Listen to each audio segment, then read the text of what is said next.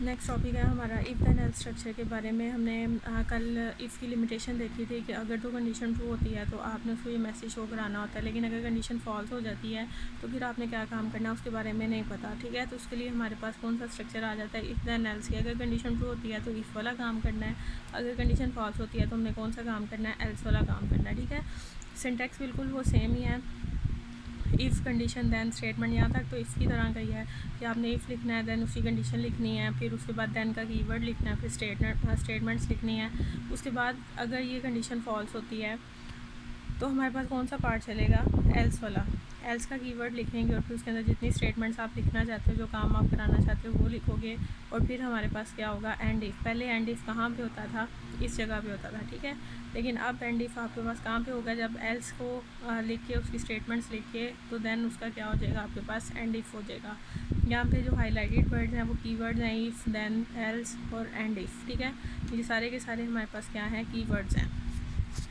अब यहाँ पे ये फ्लो चार्ट दिया हुआ है कि अगर कंडीशन ट्रू होती है तो ये वाली स्टेटमेंट्स चलेंगी, अगर कंडीशन फॉल्स होती हैं तो फिर हमारे पास ये वाली स्टेटमेंट्स चलेंगी। ठीक है, और जोन से भी चलें, बेशक ये वाली चलें या ये वाली चलें, एट द एंड इन्होंने किसी एंड पॉइंट पे ही जाना है। ठीक है, यहाँ पे सब प्रोग्राम लिखा है, वही वाला प्रोग्राम है जो हमने कल वाले लेक्चर में किया था। इसमें से क्या लिखा है, write a program that input marks and display congratulation you have passed if the marks are more than 40। ठीक है, आपने मार्क्स इनपुट लेने हैं, उसके बाद अगर मार्क्स 40 से ग्रेटर हैं तो आपने उसे क्या मैसेज शो कराना है, congratulation you have passed, otherwise it display sorry you failed. लेकिन अगर उससे 40 से कम मार्क्स हैं तो आपने उसे क्या डिस्प्ले करवाना है, सॉरी यू फेल्ड। ठीक है, अब इसमें क्या हुआ, पहले जो हमने कल प्रोग्राम किया था वो सिर्फ इतना था।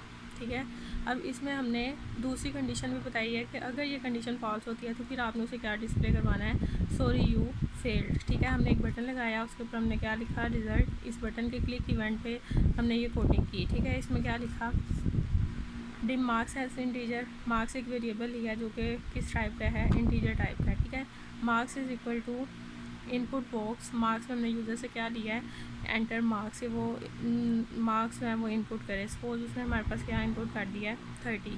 अब कंडीशन क्या थी, if marks is greater then 40, अगर तो वो 40 से ग्रेटर है देन मैसेज बॉक्स में आपने उसे क्या शो कराना है, कंग्रेचुलेशन यू पास्ड।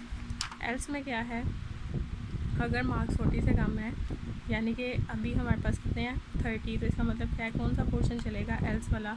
और हमने उसे क्या शो कराना है, मैसेज बॉक्स में सॉरी यू फेल्ड। ठीक है, और एंड इफ़ आपके पास यहाँ पे एंड ख़त्म हो जाएगा और ये आपका प्रोग्राम एंड हो जाएगा। ठीक है, तो मतलब यहाँ पे आपके पास दो कंडीशन है कि अगर ये कंडीशन ट्रू होती है तो ये मैसेज शो कराना है, और अगर कंडीशन ये वाली फॉल्स होती है तो फिर हमारे पास क्या चलेगा, एल्स चलेगा। ठीक है, यहाँ पे देख लें कि उसने क्या दिया था, 50 इनपुट किया था, तो उसे क्या मैसेज शो हुआ, कंग्रेचुलेशन यू पास्ड। उसके बाद ये नेक्स्ट प्रोग्राम है हमारे पास, write a program that input two numbers.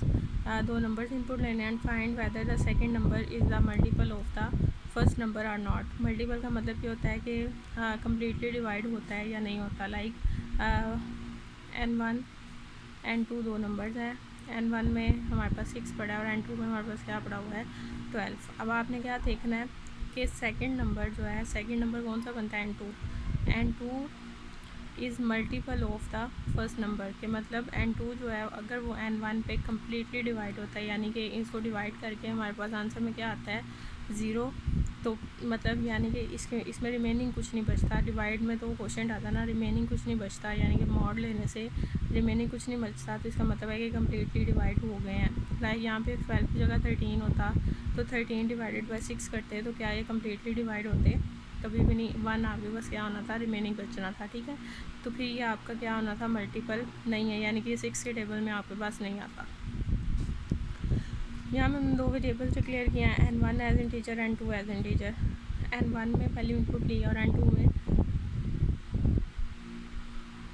N2 में वैल्यू इनपुट ले लिया। ठीक है, दोनों वैल्यू इनपुट लेने के बाद हमने क्या किया, इफ़ N2 मॉड N1, यानी कि N2 को N1 पे कम्प्लीटली डिवाइड होता है या नहीं होता। अगर तो रिमेनिंग कुछ नहीं बचता तो इसका मतलब क्या है कि मैसेज बॉक्स में आपने क्या बताना है, N2 is a multiple of N1। ठीक है, मैसेज बॉक्स में आपने बताना है कि N2 is multiple of N1, और एल्स में आपके पास क्या आ जाएगा, N2 is not multiple of N1, यानी कि अगर ये कम्प्लीटली डिवाइड नहीं होते, कंडीशन फॉल्स होती है तो फिर आपके पास क्या चलेगा, एल्स, और वो आपको ये बताएगा कि मल्टीपल नहीं है। उसके बाद नेक्स्ट है हमारे पास write a program that input salary and grade. दो चीज़ें आपने यूज़र से इनपुट में लेनी है, सैलरी और उसका ग्रेड, ठीक है। It adds 50% bonus if grade is greater than 15। अगर तो उसका ग्रेड जो है वो 15 से ज़्यादा है तो कितने परसेंट बोनस मिलना चाहिए, 50%। And 25% bonus if the grade is 15 और लेस। और अगर 15 या 15 से कम ग्रेड है तो फिर कितने परसेंट बोनस मिलना चाहिए, 25%।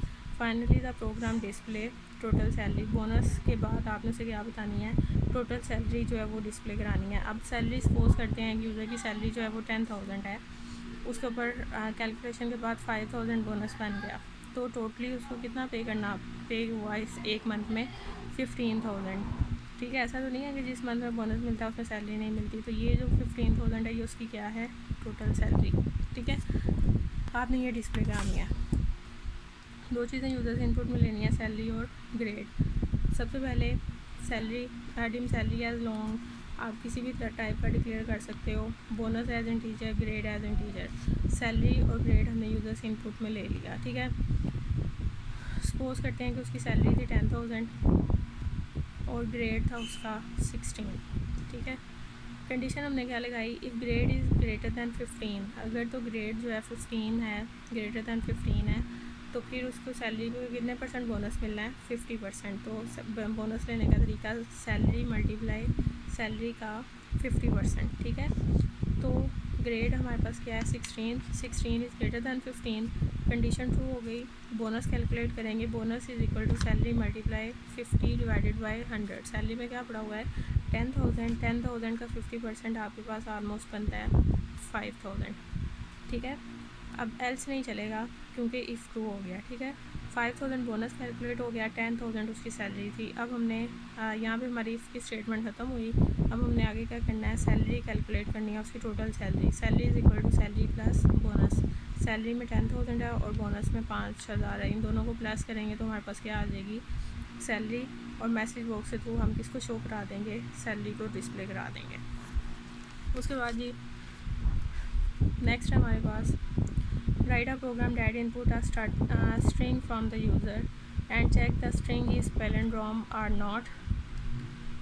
आपने स्ट्रिंग यूज़र से इनपुट में लेना है और फिर चेक करना है कि जो स्ट्रिंग है वो पैलिंड्रोम है या नहीं। पैलिंड्रोम क्या होता है, palindrome is a string that read the same backward as forward such as madam and mom, ठीक है।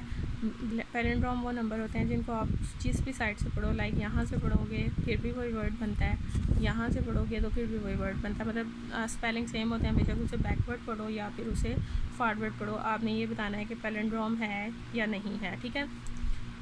सबसे पहले एक वेरिएबल डिक्लेयर करते हैं नेम है स्ट्रिंग के नाम से। नेम में हमने एक स्ट्रिंग यूज़र से इनपुट ले लिया, सपोज हमने क्या इनपुट में ले लिया, MOM मोम, ठीक है। स्ट्रिंग आ गया, इसके अंदर स्ट्रिंग होता है जिसके अंदर एक से ज़्यादा कैरेक्टर्स पाए जाते हैं, ठीक है।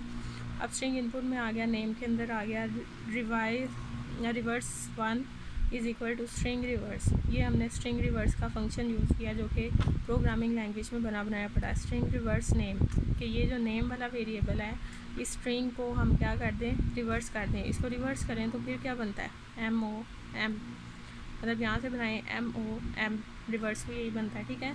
अब उसने कंडीशन क्या लगाई है कि if name is equal to reverse, यानी कि नेम में जो पड़ा हुआ है और रिवर्स में जो पड़ा हुआ है अगर तो दोनों सेम है तो इसका मतलब क्या है, द वर्ड इज़ पैलिंड्रोम। ये नंबर जो है ये क्या है, पैलिंड्रोम है, ये दोनों सेम है। कंडीशन ट्रू हो गई तो हमारे पास क्या मैसेज होगा, द वर्ड इज़ पैलिंड्रोम। लेकिन अगर ऐसा नहीं होता तो एल्स में क्या आएगा, the word is not palindrome, कि वर्ड पैलिंड्रोम नहीं है, ठीक है। तो यहाँ तक आपने इसको करना है, उसके बाद नेक्स्ट टॉपिक हम लोग नेक्स्ट लेक्चर में करेंगे।